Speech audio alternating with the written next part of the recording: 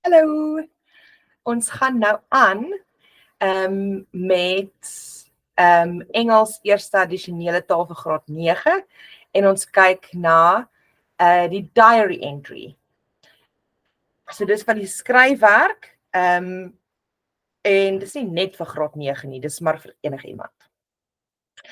Okay, so this is always informal and from your own point of view. So dit maak dit ook 'n lekker opsie om te kies, omdat jy jou eie idees skryf en dit is informeel. Okay, so here's a list of some things to remember. Okay, so first of all, tell the reader about your emotions. So they want to know how you feel about things. Be careful to not just write a list of what you've been doing, but add in your thoughts and feelings. So jy sê nie net, ek het vandag eksamen geskryf nie. Jy sê vir my, ek was so gestres, dit was terrible en horrible en aklig en dit was verskriklik want ek haat Afrikaanse eksamen skryf. Dit is wat jy neerskryf. Jy skryf al daai gedagtes neer. So jy kan emosies lys. Jy kan sê, ek het gebewe, ek kon nie ophou dink oor hierdie en hierdie nie. En wat ook gewoonlik 'n lekker ding is om te doen, is om te wys 'n kontras. So, kom ek skryf dit ook in. Ek het dit nie hier ingeskryf nie. Waar's my keyboard? Contrast. So aan die begin kan dit verskriklik wees. En dan draai dit eintlik nie so sleg uit nie. So moenie net fokus op een emosie nie. Dink oor hoe het jy gevoel toe dit aklig was en hoe dit gevoel toe dit fantasties was. En dan kan jy gaan oefen, kom ek skryf dit ook hierso by. Practice adjectives and comparisons. So jy weet mos in letterkunde gebruik mens metafore en vergelykings en so aan. So dis metaphors and similes. So, similes, daar sê. So in plaas van om te sê ek was baie moeg. Ek moet meer Engels praat. So instead of saying I was very tired, say I was as tired as a dog. Of I just wanted to sleep like my cat. So as jy like gebruik, like, of jy sê as tired as a dog, dan is dit 'n simile. 'n metafoor sê jy, I was a dog. Maar dan maak dit nie regtig sin nie, want moeg en hond gaan nie noodwendig altyd saam nie. So, dink aan 'n paar emosies wat jy kan gebruik en in enige diary entry. No matter what situation you're in, you can be excited, you can be happy, you can be tired, or you can be excited, or you can be sad. So think of a couple of emotions. And then think about different adjectives for those emotions. And then you can practice them, and you can even practice the spelling of all of these words. And then think about some metaphors and some similes that you can that you can use. So dan kan jy dink, gelukkig. Wat kan ons gebruik vir gelukkig? Of wat kan ons gebruik vir lui? Of jy kan sê, jy kan elke diary entry begin met sê, jy het wakker geword en dit was ijskoud. So I woke up and it was freezing. It felt like there was a snowstorm. Or it felt like I was in the Antarctic. Dis ook 'n lekker groot woord wat jy sal moet leer om te spel. Of ek is lui. So I felt like a sloth. Of as die metafoor is, kan jy sê I was a sloth. Weet julle wat is 'n sloth? Dis 'n lui dier in Afrikaans. Dit is die diere wat die minste beweeg in die wêreld. Hulle lê net in slaap die hele dag.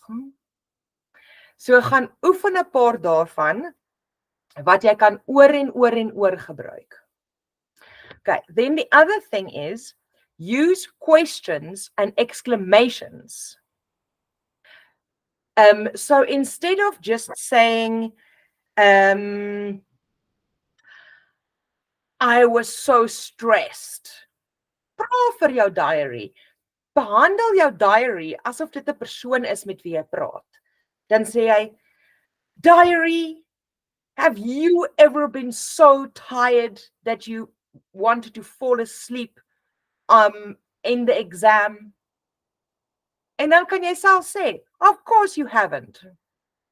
So jy kan daardie tipe vrae gebruik in jou diary entry ook. En exclamations. You would never believe this. En dan vertel jy die storie. En dan ook be specific about names and dates and any other information. Onthou jy skryf basies per jouself in 'n dagboek. So as jy sê, so moenie sê my vriend nie. So instead of saying my friend and I went to the movies, jy weet mos wat jou vriend se naam is. Jy hoef dit nie te beskryf in jou dagboek nie. Jy kan sê James and I went to the movies. Want jy weet mos wie's James. En dan sluit in wanneer dit gebeur het. So James and I went to the movies last Saturday. En dan skryf die datum by jou dagboek by. En enige ander inligting wat jy het, soos wat se movie jy gesien het, of wie jy gaan aflaai, of waar het jy 'n movie gaan kyk, of wat het jy geëet, of sulke klein goedjies kan jy bysit as jy gestres is dat jy nie genoeg woorde gaan hê nie. But it's good to be specific because it's in your own head. So you don't need to explain who a person is before you just tell me their name. And then again, planning. Plan before you start writing. So the first thing that you do is write down what you want to say. So weer eens, dis nie 'n opstel nie, dit hoef nie lank te wees nie. You can just jot down a couple of ideas. So I chose exam because that's what we're busy with now. Okay, so you start with the day before the exam. And how did you feel? You were very stressed about it. And then the next part, why were you so stressed? Because you didn't want to let yourself down. So you can say, I want to be an engineer when I grow up, and I was scared that if I fail this exam, then there goes my life. But why else were you stressed? Because you didn't want to let your parents down. Maybe they've been paying for extra lessons. So explain why. And then what happened? You actually did get bad marks. Just because I didn't want to be too obvious. So you're expecting that when somebody writes something, that it's going to be a happy ending. But now I'm making them think it's not going to be a happy ending before actually giving them a happy ending. So I'm going to say my marks were terrible, but it was okay. I still passed. It wasn't the end of the world.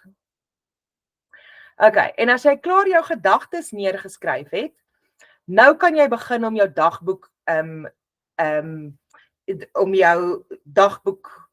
diary entry, wat is dit nou in Afrikaans? Now write your diary entry. Okay, so I actually did a whole example here. So you start with a date. And then I've added in specific things here. So I started with a question. So I said, remember last month when I told you about my maths exam? Onthou, want jy skryf vir jouself in jou dagboek asof dit 'n mens is. En toe sê ek, never mind, I remember now. I didn't even want to write it down. So dit is so half 1-2 sinnetjies wat die introduction is van jou diary. So dink altyd aan, hoe gaan ek 'n inleiding skryf? Wat net 'n sinnetjie of 2 is, sodat hulle sien waaroor gaan hierdie dagboek inskrywing nou. En hier het ek nou nie gedoen op een dag geskryf en dan weer teruggekom en dit nog 'n datum en op 'n ander dag geskryf nie. Ek vat jou nou terug na, do you remember last month when I told you about my exam? Oh, never mind. En nou sê ek, wat het toe gebeur en wat het nou gebeur? Verskoon my.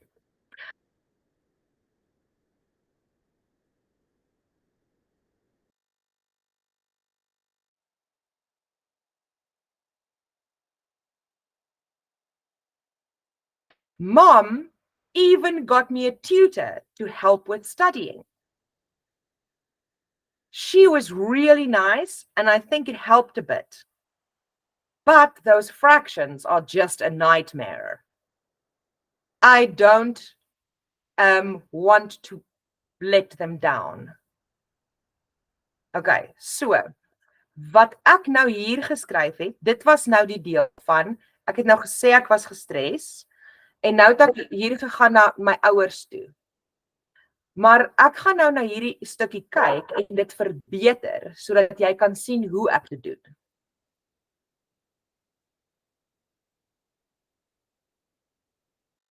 So kom ons skryf 'n klein beskrywingkie by. So jy kan sê, my palms were sweating. Blech. Okay. Of so iets. Hoe voel jy? Of jy kan sê, I couldn't sit still, of so iets. Maar watter vak was dit? Onthou, ek het gesê ons moet spesifiek wees. So het ek nou spesifiek gewees. Ek het gesê maths. So maths is very difficult this year. Ek weet nie of julle ook voel nie. So voel nie. I tried to study hard. So kom ons sê eerder, in plaas van om te sê, and I tried to study hard. So dit was baie moeilik, maar ek het probeer. En kom ons sit,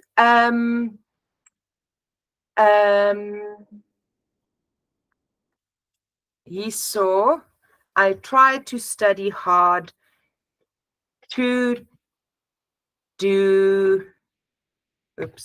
do my best. Okay, en dan het ons het nou gesê hierdie een gaan oor letting your parents down. So, nou moet ons die ouers noem. So mom even got a tutor to help me with studying. En nou omdat ons vir 'n dagboek skryf, sê ons nie my mom nie. Because you know you're talking about your own mom. So, what do you call your mom in your head? So you can even say, Mama even got me a tutor to help me. Of Ma even got a tutor to help me. So gebruik die name wat jy sal erken. Nou het ek hier gesê, she was really nice.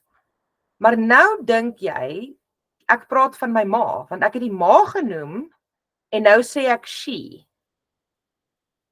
So, jy weet mos wie is jou tutor. So skryf haar naam neer. So, jy kan net sê, ek gaan sommer my eie naam gebruik, want ek weet ek tutor jou nou nie, maar so half. Sandra was really nice. And I think it helped a bit. So dit het tog bietjie gehelp. Maar hoekom het dit nie baie gehelp nie? Those fractions are just a nightmare. Ek weet nie of julle saam met my stem nie, maar die breuke was nog altyd vir my die ergste deel van wiskunde. En nou sê ek hier, I don't want to let them all down. Maar van wie praat ek nou? Ek het nou skielik geswitch, ek het gesê ma, en toe Sandra, en toe fractions. So van wie praat jy nou regtig? So wees spesifiek. I don't want to let my whole family, sien ek oordryf nou. Instead of just saying my mom, I'm saying like, I don't want my hele familie, almal gaan disappointed wees. Dis mos hoe dit voel partykeer.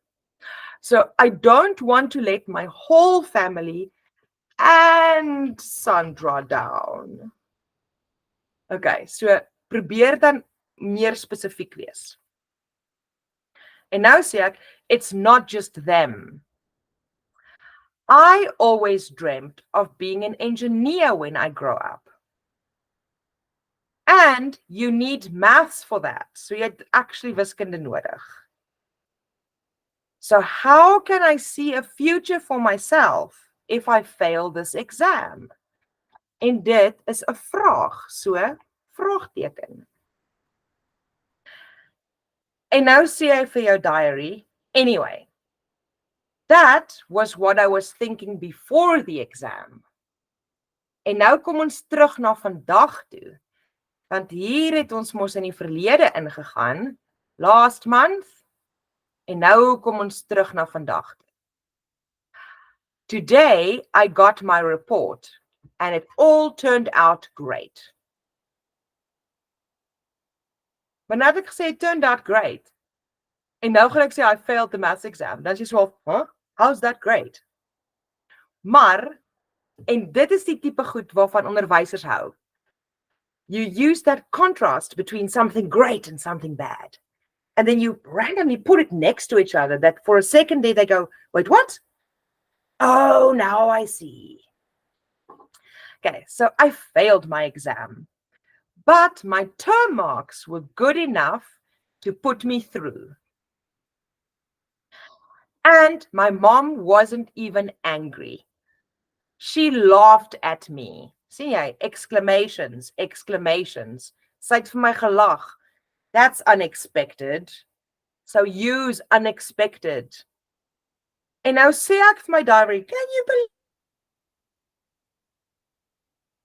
She told me that she was also really bad at maths.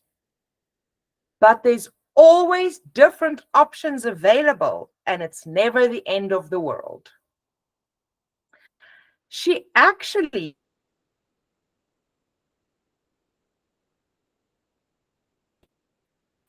next year, so nou gaan ons in die toekoms in. She will help me with maths. But there are many jobs that I would also like to do that I don't need maths for. So dit is die dagboek inskrywing wat ek sommer geskryf het. Dit is bietjie langer as wat jy nodig het, maar gaan oefen 'n paar van hulle voordat jy skryf, sodat jy idees kan kry. En gebruik idees wat jy altyd kan oorgebruik, maak nie saak wat se storie jy skryf nie. Okay, en dan die laaste deeltjie het ek ook net hier gesê, third, improve. So look at where you can use better adjectives and make sure you don't repeat yourself or keep starting the sentences with the same words. So, ek het laas gesê ek gaan 'n lysie maak, soos 'n checklist van goedjies wat jy kan verbeter na die tyd. So daardie video kom nog. Maar ek het nou sommer terwyl ek hier lees na 'n paar van dit gekyk, net sodat jy 'n idee kry. Maar jy kan ook sien soos hierso. So kyk na waar was dit nou gewees? Hierso. Begin ek sommer 'n sin met and. Dit wil ons nie doen nie. So, in plaas van om die sin met and te begin, haal ons daai and net heeltemal uit en sê my mom wasn't even angry. En ons kan nie hier praat van my mom en hier praat van ma nie. So maak dit consistent. Make it consistent that it is the same in different places. So those are just a couple of things that you can look out for, that you can fix after you wrote things down. All right, so that was the video about the diary entry. And next we're going to look at a friendly letter.